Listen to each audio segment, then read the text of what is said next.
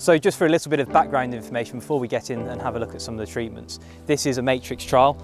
What I mean by matrix trial is that we have got weed species here that are hand sown, and they're hand sown at 90 degrees to the direction that the applications of each treatment have been applied.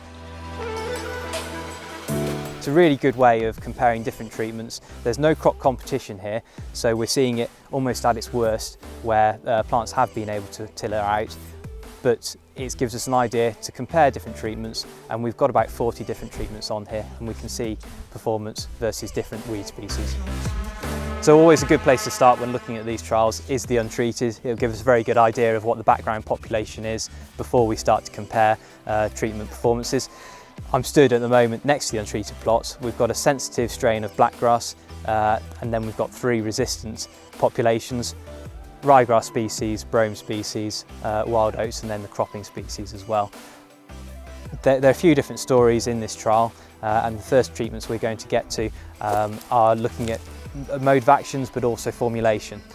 Now, this first plot is simply 240 grams of flufenacet, not necessarily what anybody would be doing commercially, but it does put into respect what that's delivering for us in terms of performance.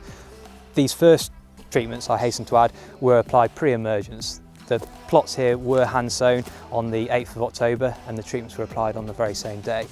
So we are looking at this pre-em. This is 240 grams of flufenacet. It has performed relatively well compared to the untreated on some of the sensitive blackgrass, but when you look through some of the species, we can do a lot better than that. So the next plot we're going to look at is actually a generic form of Liberator. This is 240 grams of flufenacet and 60 grams of DFF. And we can look at this comparing it to our own Liberator, and there is a formulation difference here. We can see that the Liberator Bayer brand has taken out more blackgrass and a little bit more suppression on some of the ryegrass as well, bearing in mind that we haven't got any crop competition in here either.